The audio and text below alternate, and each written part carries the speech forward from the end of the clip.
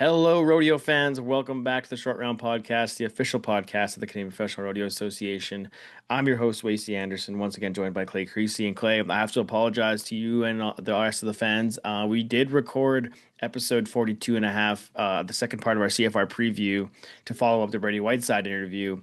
But I got so caught up in what was happening up there in Edmonton and just gone in six different ways that I didn't actually post it. So for those who are waiting around to hear that and to listen to it, I apologize. And yeah, I guess you got to see how the things shook out during the CFR. Yeah, it's always good to look back and see how predictions go and how they play out in the year. And it was truly an amazing finals and Hmm. yeah, it was a really good show for everybody. Like if you still want to go back and watch it, if it gets posted, it'll be good Yeah. good.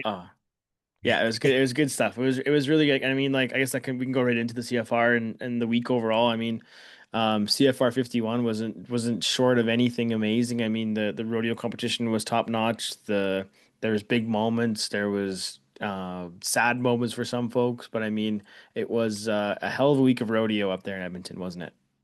It was, and when you look at the results of events, it almost was a little more like some people were almost a little greedier than you usually see. The money didn't quite get as equally spread out as you often see, but that's just because some people were just doing too well, Yeah, it and was. Yeah, people came in firing, man. It was fun to watch. it really was. And no matter how a finals goes, if you can go out of it healthy, and unfortunately we had a few that didn't, but even if it doesn't go the way you want, sometimes what you take from it isn't how the performances went. I mean, maybe you're going to take Mhm. those lessons away, but I look at like one moment that really I know will be kind of a key moment for two participants, where the Groves family, Lisa and Logan, they're getting to go out in the grand entry Mm. together on Saturday afternoon during Family Day. Uh, both of them, unfortunately, were just kind of on the wrong side of the money and everything. So, yeah, you're looking to next year from a performance stance, but Mhm. I know for them, there's definitely that's going to be a memory they keep for a long time. Yeah, it's always special to share the arena in that capacity. Like even that whole opening for the family day, we saw Tanner Milan in there. We saw, Hmm. um, oh, who is the other one? Clinton Weston Quentin Weston, or sorry. Yeah, I Clinton Weston apologize. is Yeah, I blanked out there. Yeah, so that was really cool. family. His little girl Yeah, on the pony was so cute. yeah, And yeah. I mean, for me, looking at the week, like one of my favorite moments that maybe hasn't really been talked about a whole bunch, but that Saturday afternoon performance of bull riding was one of the best bull riding performances I've seen at the CFR in Sure, a long for time. sure. Like there was, Yeah, they rode five or six bulls. There was it was six. Yeah. there's a 90-point bull ride and 88 and 87. So I mean, I would say if you're looking at the CFR in 2024, CFR 50, the bull riding might have been one of the more weaker. Again, heavy air quotes if you're not watching this on YouTube. If you're listening at heavy air quotes, like one of the weaker years of bull riding we've seen when it came to consistent rides and big scores. But I think this year's group kind of put that to bed. And like I said, that Saturday afternoon performance, if you didn't get a chance to watch it, go back on the Cowboy channel, have a look. It was outstanding, highlighted by Garrett Green's 90 and a half point, or is 90 just straight up 90-point ride on the bull I, of the year, I Devil's think it was like Advocate. 90 and a quarter. 90 and a quarter point Yeah. bull ride aboard Yeah. Devil's Advocate. And I mean, that Devil's was advocate. all Yeah. there. It was great. It was great. Oh, and it's funny, they ride that bull at finals a Hmm. fair bit. If you go back, I mean, at the NFR, there's years they've rode him both trips and Hmm. everything. And I mean, hats off to those guys for doing it, because he is big, scary. He's Hmm. always going to switch back directions about that 6 or so seconds. And yeah, no, that's an expert level bull, and those guys did great. Yeah. I mean, yeah, the thing about that round, the reason I know that there was six rides was Lonnie West had a little bit of a trouble at the finals, but got his bull road, made an 85 and a quarter point ride, and was crying home. Yeah, yeah, that doesn't happen very Just often. just yeah, it's just tough when that goes. But I mean, yeah, the bull ride itself, you've got Jared Parsonage went 5 for 5, Hmm. and I texted Rob Schmidt the other night, and I was doing chores, and it came to me, and I was like, "Give me 5 bulls, and I'll ride all five. I'm the best cowboy that's ever alive. You're gosh darn right, Jared Parsonage." Oh Like, man, and just and I mean, does automatic, it? man. Yeah, Yeah. he rode so well, and on the other side of it, Jacob Gardner, I thought rode really well. I for me, the moment that stood out was his interview with Katie Hmm. after his go round win. And you were likely at that Golden Circle event, the Golden Circle of Hmm. Champions, and just hearing him say that, you know what, whether things were going good or bad, and you know, when things are going good, it's still good to slow down and think about it. But for him to stop and just say, you know what, that event just put everything into perspective, into a different perspective, Hmm. right? And just take that step back. I mean, I was pulling for either of those guys. It was Yeah. great to see that. I mean, realistically, numbers wise, yeah, he beats Jared in that last round, he wins, Yeah, right? it was back. It was back. It was kind of fun because like Jared wrote his first one, Jake didn't, and then Yep, after that, it was yep. basically just tit for Oh, tat. three. Like yeah, Yeah, like every time Jared yep, would put one down, Jake would have an answer up until that last bowl, obviously. But it made for a yep. really exciting race, and yeah, like you said, it's hard to root against anybody in any event. But yeah, you're happy to see Jared win, but I mean, you'd be just as happy to see Jake win. And I'm sure a Canadian bull riding championship is not far off the horizon for Jake Gardner. That guy rides so good and so consistent. He's been the season leader for 2 years in a row Yep. for that sake. So I mean, yeah, I think it was just fun to watch. I was as a bull rider myself, I'm a little bit biased, but it was really cool to see a great Oh, week and then a huge round of bull riding that way on that Saturday afternoon. absolutely. You're all. I mean, bull riding. Whether you're a bull riding fan or not, like when they're putting up those big rides Oh like yeah. that, everybody's a bull riding fan for that, Hmm. right? So no, it was a great. It was always a great event to kind of wrap up the rodeo and everything like that. And no doubt, it was great. I Yeah. had a, and I can't remember what it is, and it's Awesome. gone. If you get it back, you can jump back into it, Clay. But anyways, let's move on a little bit more to some of the other storylines. I think we can start with the obvious one. He's our surprise guest this week. Not really surprise, our last minute guest this week, but Scott Guenthner had an absolutely amazing, record breaking, probably will never get beat again type week at CFR. And yeah, I think anybody who was lucky enough to be there in the building Saturday evening and even throughout the week, being able to witness that history and how dominant Scott was I don't know I'll ever see that again.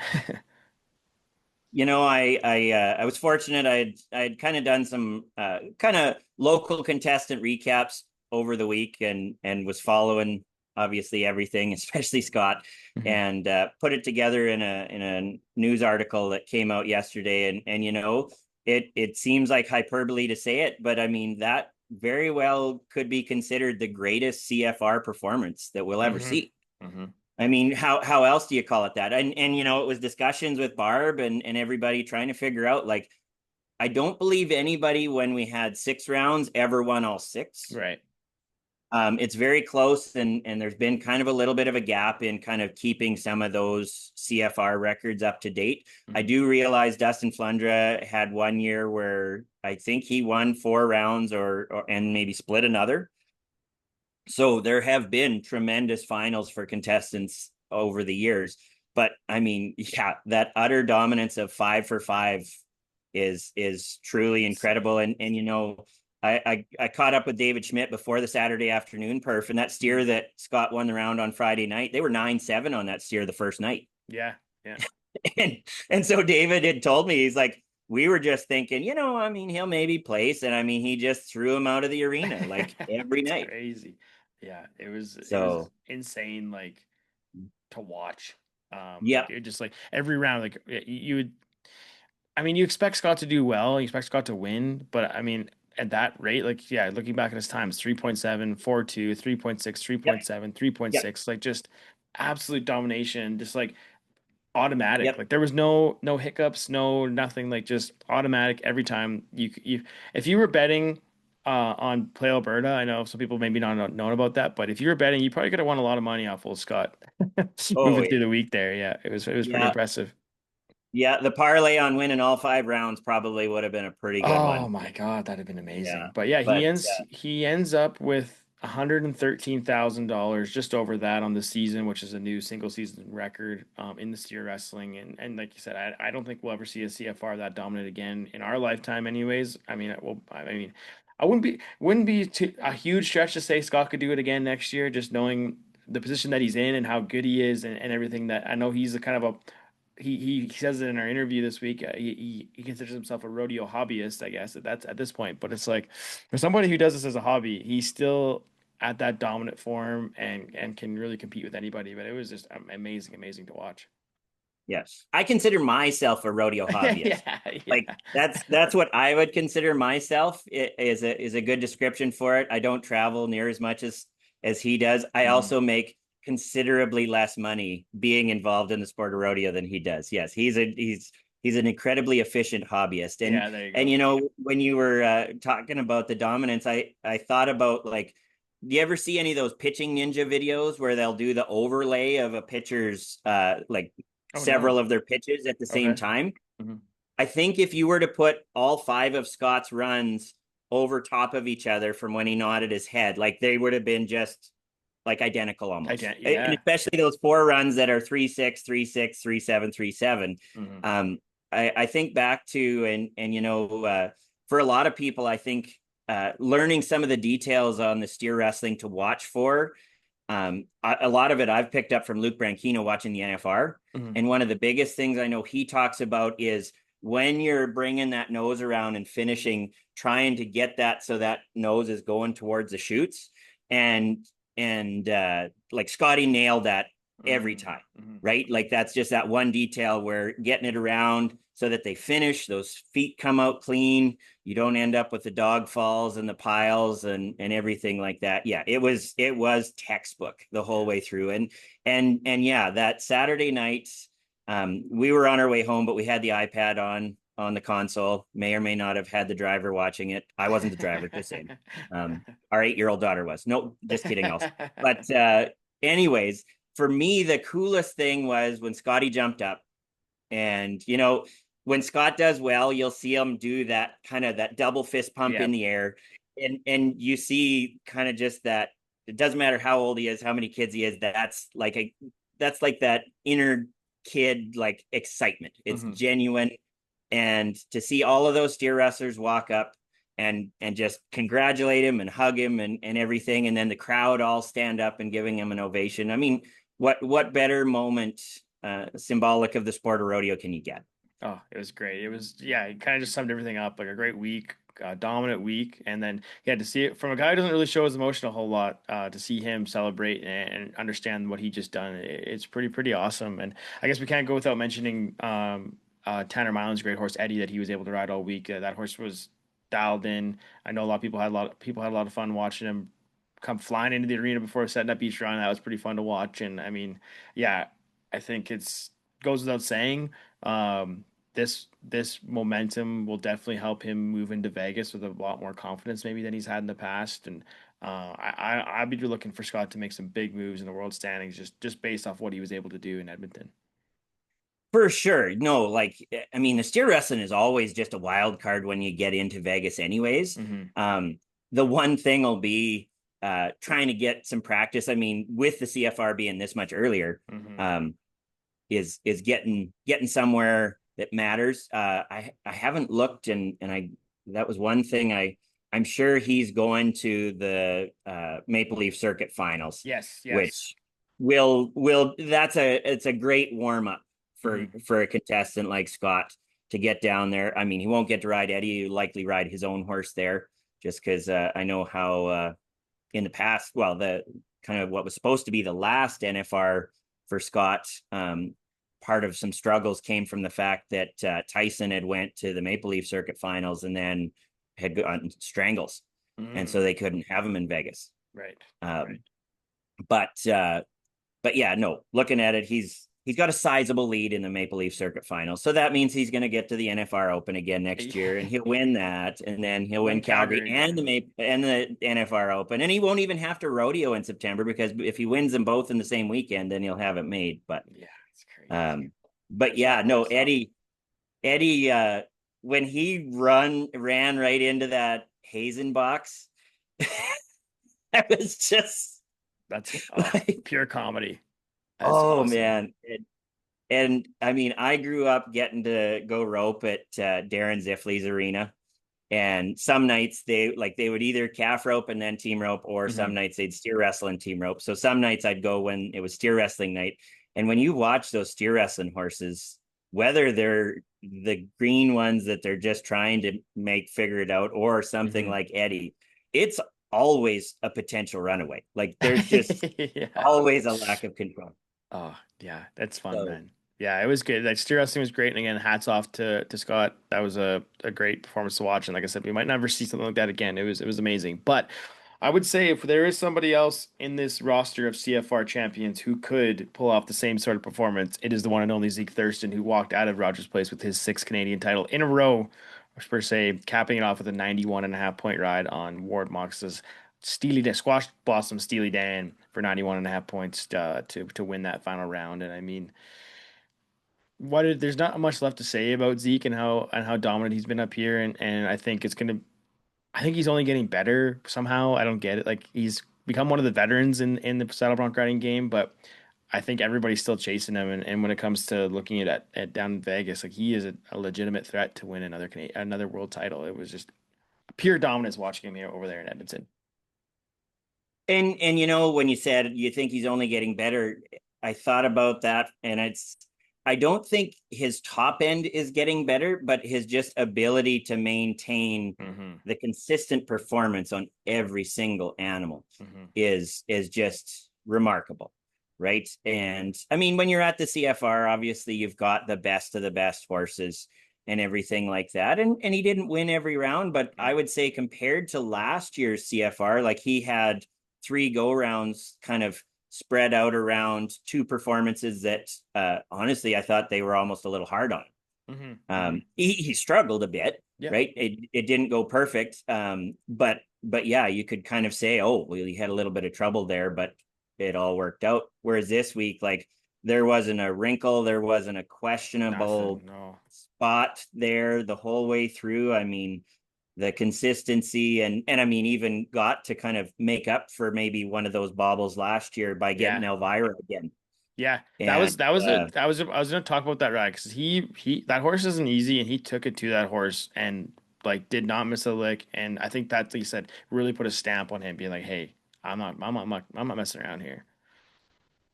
No, for sure. Well, and you know, I mean, we can compare his trip on Rubles to Nick Patterson's. Hmm. And you know, after watching that first perf, if you watch that right foot of Zeke's on that mark out, when they showed the slow motion, you can almost see him.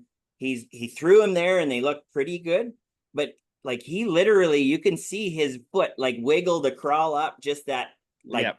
6 inches because it was like this isn't quite good enough. And he's just got such a feel for a horse that he can do that. Oh I mean, man. Nick Patterson, it was so close and it's that margin of inches. But like I said, I mean, Zeke literally had that feeling as well. The other matchup pair you can look at was Weekend Departure. That's another tough rear out. I mean, that Mm-hmm. horse augured Colby. Hmm. Just that rear out really just put him in a bad spot. Whereas Zeke, I mean, he had done some good on that horse down south here in August. So familiarity there for sure. But no, just every, yeah, I mean, It's the details, like every detail that there is in saddle bronc riding, like Zeke has it covered times 10. Like so as long as he's riding at this level and putting in the work and still having as much fun as he's having, you can never count him out of anything. Like no matter where, like Canada, US, CFR, NFR, he is always going to be a threat to win, and it's impressive to watch, especially from a 31-year-old veteran like himself. oh, for sure. And you know, um, like the 31-year-old thing, I'm not worried about him. I mean, No, no. he's maintained things, he looks after himself. And you know, it's interesting to see kind of the evolution of the saddle bronc riding. Because I can remember like in the like say the 2000s, Mhm. you would see guys that they kind of almost it took them a while to get that breakthrough to make their first finals, and then they'd kind of become perennial guys and maybe keep going for a long time. I think of like guys I rode with, say like Sean Stroh or Mhm. people like that. Um, it took that long time. Whereas anymore, it seems like they're coming out of the gate right from the moment they get their card and Mhm. they're pushing to make the NFR. And I mean Zeke's obviously been that way, and Mhm. we've been That's just a watching. testament to the grassroots side, even like Oh I yeah. guess it's like jumping into like looking at the novice. Like I think this is one of the strongest years for novice saddle bronc and bareback we've seen at the CFR, and that's just the integrations, what they've done with like counting amateur money, and then what the amateur associations are doing to build up their rough stock contestants, and then yeah, you see just having those kids have the confidence to come out and make good rides, and they get on good stock. It just the feeder system we have for, I mean, saddle bronc riding specifically, but looking at the bareback riding, I mean, we're in pretty good shape when it comes to Canadian rough stock landscape. It's kind of, I would definitely say in the bronc riding, in the bareback riding, if you know anybody that would like to start learning, we definitely need to scout them Hmm. out and start bringing them in. I think we've got some tremendous quality. Um, but I think our quantity there, we're Not the we're same gonna for sure. find some bareback riders. And somebody that has done a lot for the sport of bareback riding in this year is our novice Canadian champion, Quade Skonsberg, who had a bareback riding invitational on New Year's Eve Hmm. in Rimby. And obviously rodeo and hard. That kid rides That's an impressive phenomenal. young man, dude. Like that He was the first is, time I got to meet him was this weekend, yeah. last week in Edmonton, and he is a impressive young fella, and he can ride really good, like you're saying. Yeah, and I haven't gotten to meet him personally, but I've seen him ride, and I had saw him ride in the college rodeo showcase that last year. The finals were in Edmonton, Hmm. and he would have been like 15 or so. And I mean, he was outstanding then, Hmm. and he was biding his time. Like he was still just riding novice in the semi pros last year, but Hmm. he's putting up like 84-point rides in the novice semi pros, and deciding not to get on in the open and everything like that. And yeah, no, he's a phenomenal rider. I mean, Jace and Clay both rode really good in the bareback. I mean, Clay is that's a whole other accomplishment right there, making it in both and Yeah, riding all well as he did. and he rides good in both, like so well in both. For It's damn sure. impressive. Yep. Like I said, like the novice and the junior steer riding this year were like one of the highlights for me. Just Yeah. like how good the quality Yeah. was. I mean, that ride that Quaid made in the last round, like 84 points, would have won some money in the open in a few of those rounds. So I mean, it's great, right? Like that was a highlight for me. Oh, absolutely. Like that kid is going to hit the ground running as soon as he buys his pro card. And there's going to be a lot of guys looking over their shoulder and maybe Hmm. even just saying, you know what? I needed some cue to say this is the time to call her good. That might be it. So, Yeah. No, it was fun watching. And I guess with that we can say congrats to Zeke on his sixth title. It's going to be fun to watch him down in Vegas again with that. I feel like it was a slow start for him this year, but he built up the momentum, and I think he's gonna be riding high as he moves into Las Vegas. And again, I guess that kind of gives us a chance to tip our caps to the novice and junior striding champions, Skonsberg. yes, I Okay. believe so. I apologize Yeah. for butchering that if I did. Um, and then Clay Greenslade, the novice saddle bronc champion, and then Ryder Topolinski is your junior striding champion of 2025. So congrats to everybody there. It was great watching. And okay, Clay, let's go through one more here before we take a quick break and throw it to Scotty's interview. But let's go with Clint Lay picking up his third Canadian title. I would say if you compare this past year's bareback riding title race to 2024's, it wasn't quite as flashy or as kind of big, huge scores or anything. But Clinton Lay showed up, did what he had to do, rode solid like he always does, and walks out of Edmonton with his third Canadian title.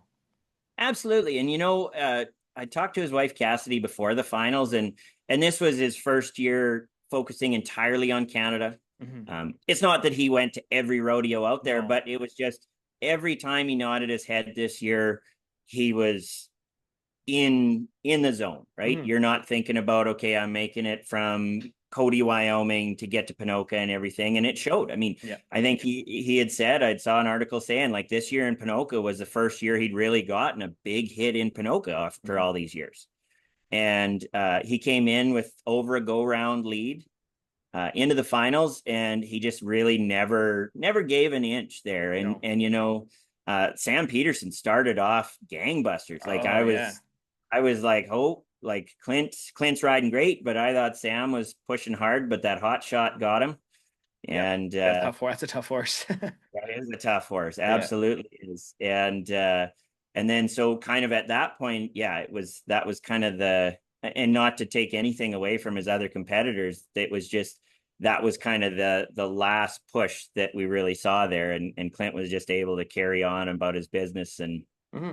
And I mean, still walks out of Edmonton with 40,000 bucks in his pocket and 85,000 on the end of the year. So I mean, when I say it wasn't as flashy as of a bareback riding as it was in 2024, I mean, still a pretty damn good CFR for Clinton and a really good way to cap off his third title. And I think it was talked about a lot throughout the week how he's like has the mentality like oh, every horse could be his last, or he never knows if he's going to Yeah. finish it off. And I mean, if that ends up being the way he caps it off, that's not a bad way to get things done. So. Well, Congrats, Clint. It was fun to watch. I guess I that's one will. of your neighbors too, hey?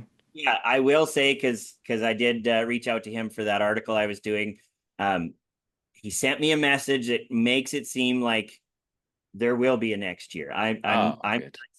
like he actually he responded with more excitement than I think I was expecting, Oh, good, and, good. and talked about excited about next year.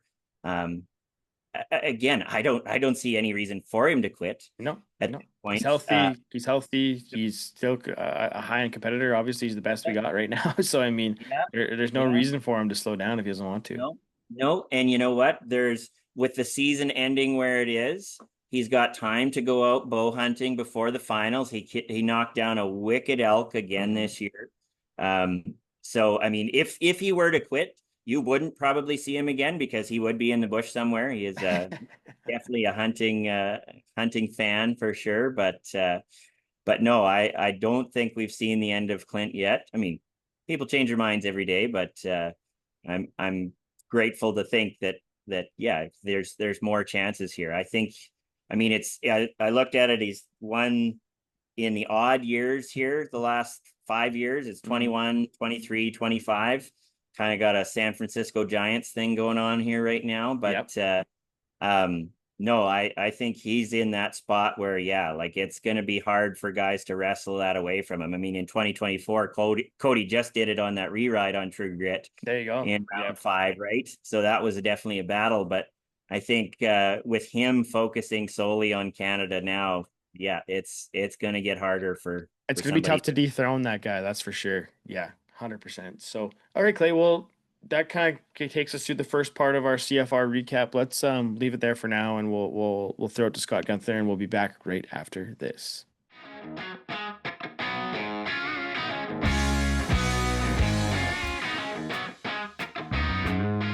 Welcome back to the Short Round Podcast, where I am pleased to be joined by the newly crowned Canadian champion steer wrestler, Scott Guenther.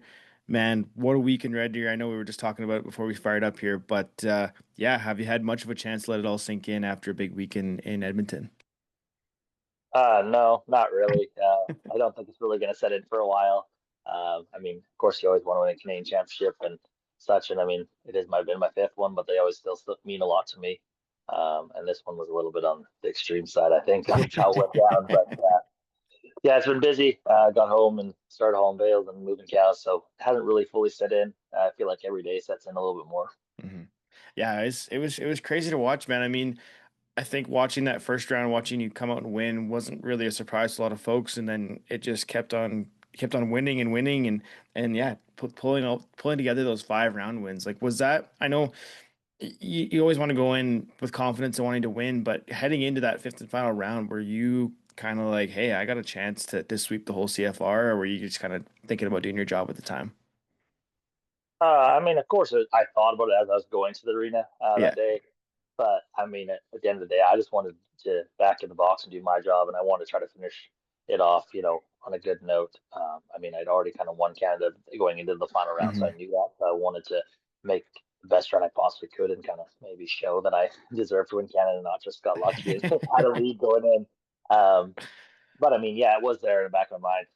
Becky and I were joking about after like round two, we were laying in bed, and we were just visiting, joking. She's like, you could maybe just win them all. And I'm just like, yeah, don't even try to tell me that. That's not even going to happen. It's far fetched. But of course, that's not how it went. So, I mean, yeah, I just wanted to do my job in the final round. I knew I had a decent steer. Hmm. I didn't think it was maybe the steer to win the round on, but he was a lot better than I thought.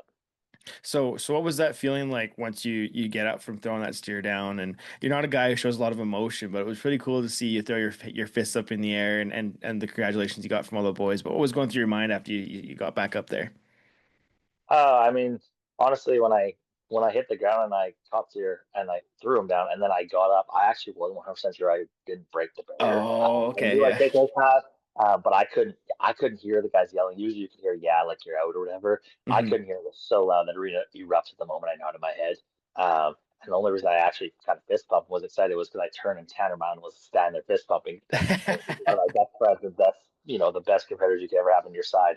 And so I was like, oh, okay. So then it was pretty exciting. And I mean, it was so loud in there. I don't really remember it. Kind of, I feel like I blanked out Hmm. and did everyone high fives and stuff, and then took off and ran down the arena. And one of the ladies in the interview said that the crowd started standing up as I was running down the arena. Yeah. I didn't notice it because, of course, I had my head down, fixing my hat, and kind of like, this, wow, this just really happened. Until I got on the horse. When I turned, I was like, oh wow, this entire place is standing. Yeah. So what was that feeling like? Like having like, I mean, you see standing ovations, but not all the time in rodeo. But yeah, what were you doing that victory lap, making around those corners, just seeing all those people stand up cheering? Like you said, it was rocking in Rogers Place when you made that run and making that victory lap. It was pretty awesome. Yeah, I mean, it's I mean something that'll probably be embedded in my mind for the rest of my life. Riding into that and making that corner by the bucket shoes and then going straight at that crowd. They were all just standing up, and I mean, everywhere I went, it was just standing people, and cheering so loud. Like, I mean, I could hear Brett announcing, but I couldn't really hear what he was saying. Usually, the other victory laps, I could kind of hear what he's saying throughout Hmm. it, but this way I couldn't even hear it. And then I mean, yeah, it was pretty cool because it was loud. It was loud in that building, that's for sure. You mentioned Tanner Milan, and although the CFR in the arena didn't go the way that he wanted, it was still a pretty big week for him, winning Cowboy of the Year. You got to win the Canadian Championship on his horse. Eddie, talk a bit about how awesome it was for you for one to see him win Cowboy of the Year, and then how great that horse is and the ability that or the chance that he gave you to win that title. Yeah, so I mean, Tanner winning Cowboy of the Year is not really a surprise to anyone. Hmm. If there's anyone that actually probably deserves it, it is him. I mean, he goes out of his way. We saw him a couple years ago jump over the fence with a. He just had got a pec surgery, and he just jumps over, lifts the guy up off the back of bucking horse, and does those things and pushes calves, and he's always willing to help a hand. And especially, I notice it with younger guys. Like he's letting a lot of younger guys be riding Eddie, which he really doesn't have to, but he's trying to get some kids, a shot to get through and make their break. So when he was named Cowboy of the Year, he definitely didn't know it was coming. I knew it was coming. So it was really hard to keep that as a secret because it was Yeah. pretty exciting. I mean, I've been waiting for him and I've wanted to wait for a long time. Um, and I mean, yeah, most deserving man to win it. And I mean, he's so humble and he tried to act like it was he shouldn't have won it. And I'm like, Tanner, there's no one else that should have won it more than you this year. And then goes to his horse. I mean, that horse is something else. He's got an attitude of his own. I'll admit that. In the middle, when he goes to the block, he showed that about every round. A couple of times he decided he's going to just take off down the arena. For me, myself, that doesn't really bother me. I'm Hmm. used to it. I know he's going to do it, or I know if he does it, I'm just like, oh, whatever. I think it was around two or three. I started laughing when I was at the other end of the arena. Yeah. I'm just like, well, this is going to go well. Like, we got to get back in the box, Eddie. We have to go in the corner to, go down the arena. Um, but I mean, the horse I think his biggest things are is he leaves so hard on that corner. When you let drop your hand, he is going. I mean, he's Hmm. going hard, but he's running low. He's a big horse, and he's running low, so it makes your get off real easy. And then he just takes a decent sized step as you're getting off, and can set up your run for your feet to land at the right spot, and you be able to turn him back kind of quicker. I said yesterday in an interview, round three kind of I think showed it like that steer left and tried and was a runner and if you get the start, I caught up quick, and then Eddie gave me that space, and I could speed that steer up on the ground. And I mean, I was halfway down, I was 3.6 underneath the Yeah. clock. Whereas, I mean, I should have been like, if it's slower, I could have been, three, like the low threes. But that's a big factor. Horsepower is a massive deal in stable logging, and I mean, he's one of the best going, that's for sure. It's interesting that his little how jacked up he gets going in the arena there. It must be his way of just like locking in because when you guys finally get him, like when you and Ryan were riding him, when he finally got him back to the box, it looked like he just locked in and then just took off. It was pretty fun to watch. Oh yeah, once he turns and faces out of the box, he locks on, and that he doesn't move. Like you Mhm. can't really get him to move. Um, but yeah, once he's in there, he's locked on. But the rest of the time, I think it's the nerves and everything else, and I think he's got maybe he has a little anxiety his own self. But Yeah. yeah, I mean, some people struggle with it. And I mean, if you get nervous, he can feel it when you're nervous. Mhm. And so if you can try and stay relaxed, it seems like he works a lot better. Yeah, it was great to watch, and I know you've probably answered this question hundreds of times by now between Saturday and this point, but being part of history was such a huge thing. You win all 5 rounds, you break the Steer Wrestling season earnings record. But what does it mean to you to be kind of etch yourself in that part of the record books? Oh, I mean, it's definitely a dream come true. I mean, I feel like everyone sets out, to win a Canadian championship, and sometimes if you get, set a new record, especially like a, fastest time record or something, it's kind of a big deal. But to actually etch your name into I mean, That's a standing record's probably not going to get broken ever, man. It's a, going to be a, tough. a record that may never get broken is kind of like, a big deal. I mean, I really still to this day don't know what to say and how to put it in words. Mhm. But I mean, like I say, it's just a dream come true to be able to do it. And I mean, be kind of standing alone with that record in the books. And I mean, we'll see how long it lasts. And if it gets beat, well, good on the person that does it. I know it's not. I know it's not easy. So. Yeah. Well, you're everybody knows you're really proud of your family and the amazing family you and your wife Becky put together and the boys. And w- is this title a little bit sweeter knowing you've been able to share that journey with them? And I know it's not. I talk about this all the time with people. It's not. It, a rodeo competitor is it's a village of people together. It's not just one person chasing a dream. It takes a lot of folks to make things happen, and you're one of those people who realizes that. But yeah, how special was it to share this now that your boys are getting older, and obviously with all the work that your wife Becky puts in on behind the scenes? Oh, I mean, it's huge to do it with your family.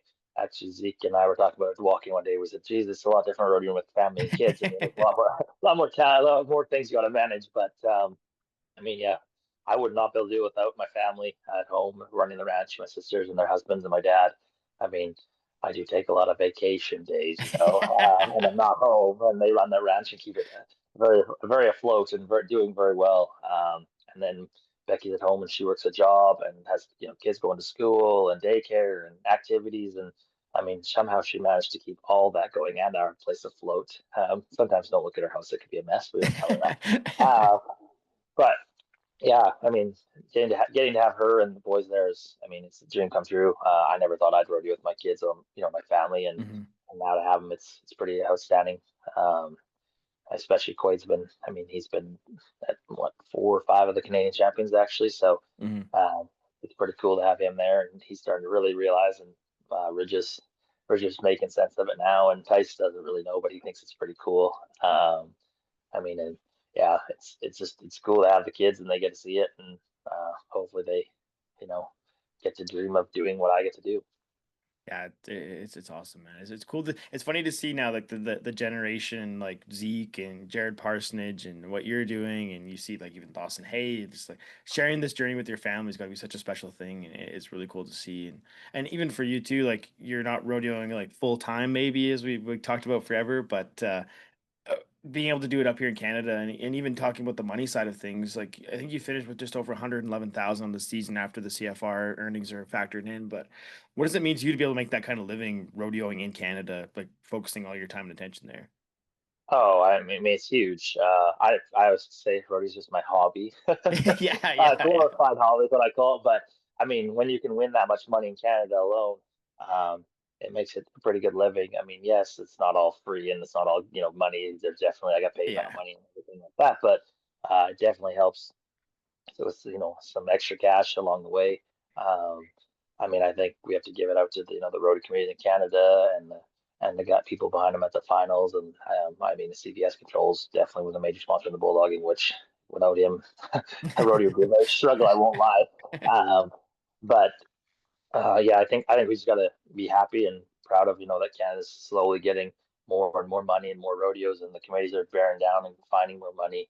It's not easy. Committees don't get a lot of appreciation for it, and I think sometimes the Cowboys have to realize and step back and understand that it's not just easy to find a couple $1,000s to add to every event and that. And so I mean, I think that's the biggest thing is that if we can support our committees and the people that put on the finals and such like that, then I think it'll keep growing. And I mean, then people like myself, I mean, you have a great finals like that, and it's a nice little income at the end of the year, that's for sure. yeah. Nice little boost. And I mean, I guess your season technically isn't over yet. You head down to the Wrangler National Finals Rodeo again here in December. Let's talk a bit about that, Scott. I know it's nothing new for you, but is there a bit of a different feeling heading down there this year, knowing you have this confidence built up leaving Edmonton? Oh, for sure. I mean, I said I've won Canada and gone to the NFR before.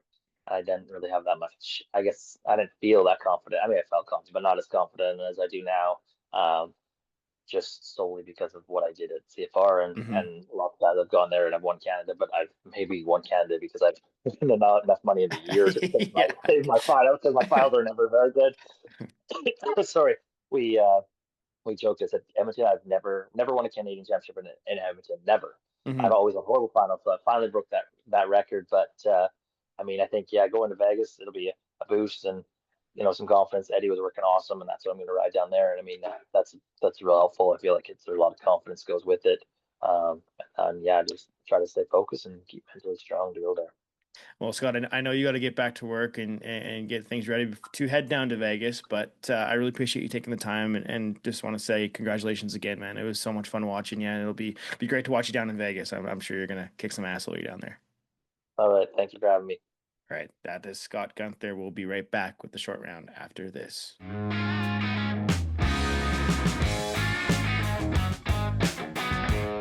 Welcome back to the short round. Thanks once again to Scott Guenther for fitting us in between his ranching duties and get kind of letting it all sink in. Still, I feel like he said it himself that it's been just about a week almost now since he won, and he's still trying to find the words to put together. But anyways, congrats once again to Scotty. Okay, Clay, rolling on with our CFR 51 recap. Let's look at the barrel racing. Kind of similar to the bareback riding where Taylor Manning last year won 3 rounds, was really, like kind of was a really big statement in her path to a Canadian title. But this year, Jaden Wilson had one of the most consistent barrel racers throughout the whole season and heading into Rogers, put together 5 really solid runs and found herself walking out of Edmonton with a I think she won the aggregate too, right? Yeah. Yes, And she I won was the aggregate and the Canadian title. So I mean, hell of a week. and when you look at your titleists, I mean, I think I was trying to remember, it was just the breakaway roping, and I'm trying to remember if there was one other event where the average or the aggregate winner didn't win the title. Like Yeah, the I consistency, think it would only be the breakaway, but anyway, either way, go ahead. yeah, Yeah. right. Like it and everything. So, but yeah, that barrel racing, I mean, there was a few times we saw a little bit of trouble on that first barrel. It got Mm, just a little deep for some. I mean, that run that Blake Molly's horse stumbled and kind of ripped the reins out of her hands, and she was able to gather it up and still be a 15. crazy. Um, that was huge for her. But yeah, Jaden Wilson, I mean, has that great year, comes in with a good lead and leaves with a good lead. Similar to some of our other competitors there. I mean, yeah, it was when I was trying to figure out the races going into Saturday, like there was just a lot of them that you could just say, I mean, we can't officially say this is over, but Yep.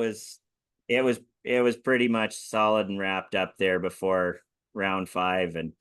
And yeah, I mean, they held her out of the money in round 5, but I mean, she ran off with that average, and kudos to her. Kudos to her. Yeah, it was pretty impressive to watch. I think you're talking about Scott's mirroring Scott's few runs there over top of each other. I think if you did the same thing for all 5 of Jaden's runs, there wouldn't be a whole lot of differences in those deals. So congrats to Jaden. Huge year for her.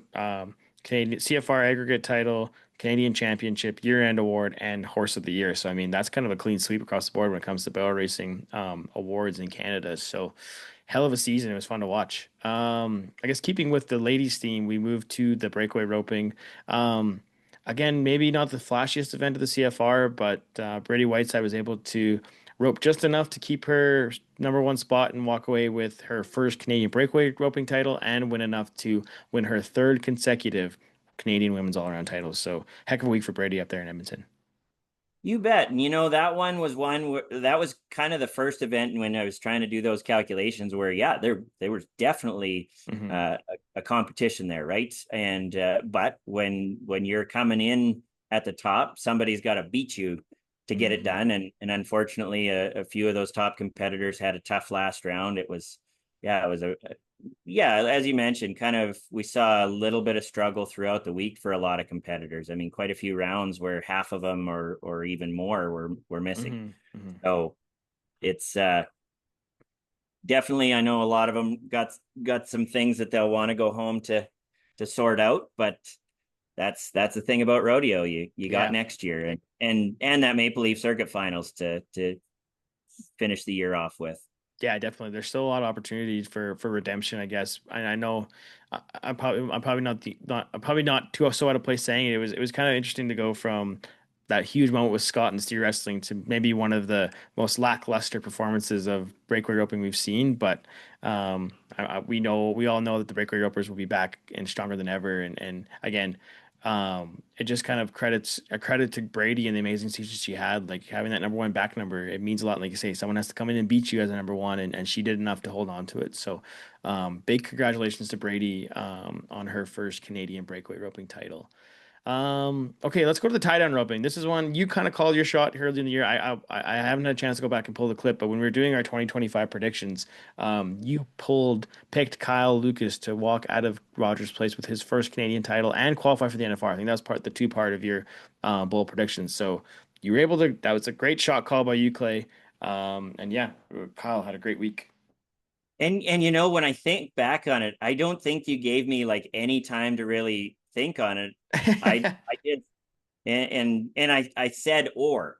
I hmm remember it was the thing is I said or. So it was kind of one of those things that yeah, it was like, okay, let's get him to the NFR because you never know how the finals is going to go and everything like that. hmm And once he had gotten that done, and I mean, kudos to him on both the qualification and the title. I mean, the easy thing is me saying Yeah, yeah, that he's going to do it. yeah, He had exactly. to do all that work, and I don't know where that one came from. I think a lot of it kind of stemmed from your interview with Logan Bird last summer, and just him talking about uh, Kyle being an NFR caliber roper that just hadn't made it yet. hmm And so, I mean, kind of putting it as either he kind of got over that hill that he'd been, and I saw his post the other day, he'd been the reserve champion, I think 2 or 3 times in Canada, and had been on the cusp of making the NFR, and the calf roping can definitely be one of those events similar to when I was talking about the bronc riding a little earlier, where you got to figure some things out for some guys. I mean, hmm Riley Webb obviously jumped onto the scene pretty young. He Yeah. does okay for himself, um, and everything like that. But yeah, that roping and just getting your chances, making use of them. And I mean, yeah, Kyle's not going to look at the season down south as perfect by any stretch. It got a little hairier than probably anybody would want, hmm but he showed up and he showed out that last week of the PRCA season, and got it done. And then he showed up here. I mean, didn't quite place the first night. Seeing him and Logan kind of getting moving down the standings, you kind of start thinking, oh, they're in trouble. But it was, I mean, Logan did have a tough week there. But Kyle, after night one, then it was on to making money and hmm placing in every round, and just being consistent, jumping out and being seven as well when he got the chance, and just really riding and roping outstanding. It was kudos to him. Yeah, it was fun to watch, and you can see that he's kind of on a different level right now, just with how like he could turn an 8-2 into a 7-6 or a 7-4, just with how fast his hands are and just how poised he was up there in Edmonton. So I mean, and now heading into the NFR, he's gonna get tried peso again too. So I think that whole element's gonna change the game, and I think you could just really see the momentum building for Kyle at the end of the week there. And it was, yeah, like you said, to echo what you're saying, it was fun to watch, and kudos to him. And what a great moment for him and Katie to share in the arena there, that final interview when he got his buckle. And yeah, it was fun to watch all around. No doubt. And there's definitely nobody that's been pulling for him more than Katie. And hmm that's a one of a kind moment Yeah. for them. And I think back on when I was talking about with Zeke, how I mean the top end is still as great as it's ever been, but that minimizing the mistakes, and I think that's where Kyle's gotten to, hmm uh, where yeah, I mean in the tie down rope, and you can just one bobble can change the whole You're thing, cooked. whether it's Yeah. black, whether it's your first wrap or your string and everything like that, and he just he minimized all of that. And you know what? I give a ton of credit to Strand Dunham. He did not make that easy for Kyle. Like Mhm. that kid, he's going places. Yeah, And watch out. He's the one to watch. yeah, He's gonna be yeah. trouble heading down the road, and he'll get his Canadian title eventually. But he's fast as heck, man. Oh, yeah, yeah. He makes the other fast guys look not fast. Yeah, there you Yeah, go. yeah. Exactly. No, that I might just pencil him in as my prediction for 2026 here right now, as either making an NFR or Canadian title next Yeah. year, because he's the real deal. Yeah, it's been fun to watch, and again, kudos to Kyle for getting it done up there in Edmonton, and it's gonna really another one of those guys gonna be super fun to watch him once he gets down there to Las Vegas and see what kind of damage he can do on him and Peso, I guess, once things get rolling. Okay, that takes us to our last event, Clay, the team roping. A come from behind victory by Cash Bonnet and Logan Cullen led to their first Canadian titles. I mean. Um, when I say come from behind, I felt like when we talked about it beforehand, Cavis and Denham basically had it all about wrapped up. They just had to go up there and rope five steers, and they opened the door, and Cash and Logan ran right through it. Absolutely. And night one, I mean, our prediction looked outstanding. Yeah. I thought they roped that first year just so well, and it was just kind of a continuation of last season. And then, yeah, I mean, three no times in a row there. It was, the door got opened, and Cash and Logan just jumped right in there. And they had an outstanding finals.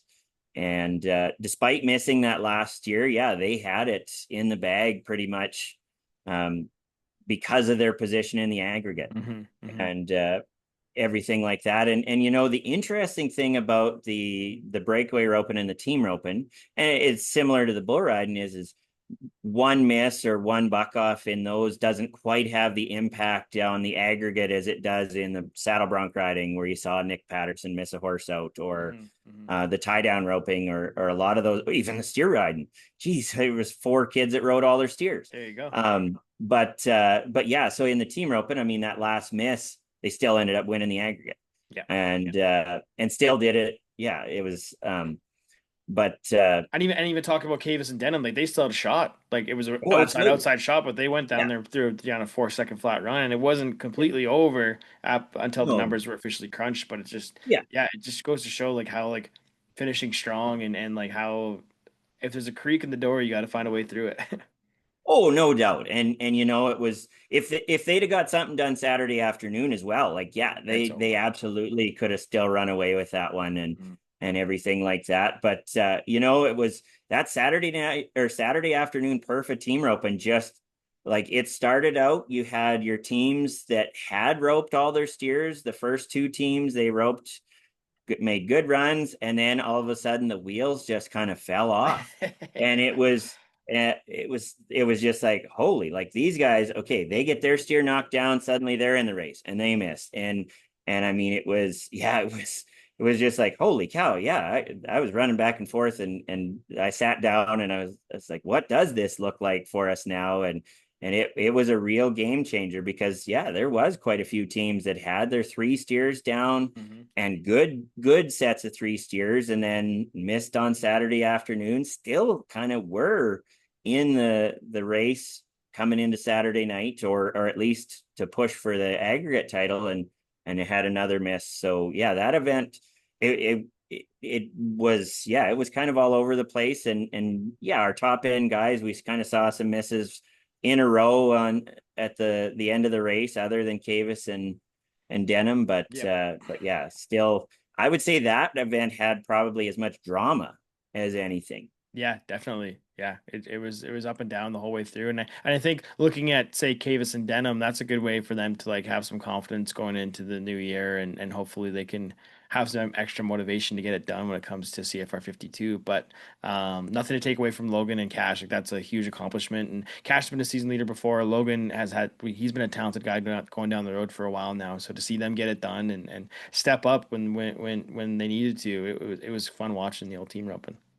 Absolutely. And in the end, our second place team in the aggregate, Trey Galay and Logan Spady, they did have all four of their steers down, went out with or had a no time in the last round. But that ability to not fall down the standings as much as the tie down roping was the big difference for Logan to end up winning the all around.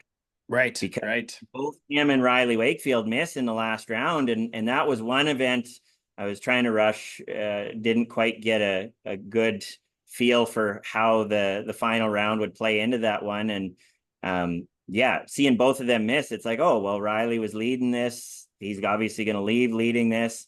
And then that second place aggregate check allowed Logan to finish the three-peat. Yeah, there you So go. good on him for that. And I mean, it actually even moved Trey, because Trey had qualified for the all around as well. He ended up moving to Riley also. Dang. So every dollar counts, Clay. It's an important yep, piece of it. yep. Always got to scratch and claw for that last penny. You never know what difference it could make. And I guess, yeah, before we kind of wrap things up here, we should tip our caps to, again, like you mentioned, Logan Spady winning his third consecutive all around title, and then also to Kyle Wancha for picking up yet another Kenny McLean award. So outstanding season by those guys. And yeah, I think that kind of closes the book on another year of Canadian Professional Rodeo, Clay. I know this isn't the end of the podcast for the year, but this is the end of us talking about 2025 for now. We'll look ahead to the Maple Leaf Circuit Finals, the NFR, and kind of what's coming in the new year over the next few episodes here. But just want to thank you for all your hard work this year, Clay. I know it's the rodeo media life isn't easy for all of us, but it